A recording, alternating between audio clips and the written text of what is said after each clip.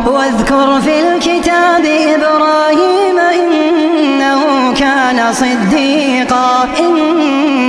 كان صديقا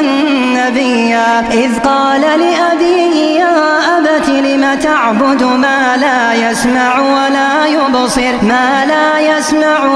يبصر ولا يغني عنك شيئا يا أبت إني قد جاءني من العلم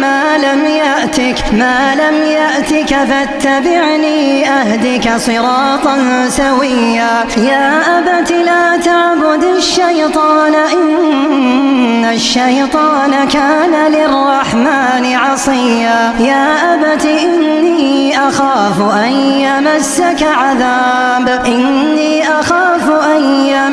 عذاب من الرحمن فتكون للشيطان وليا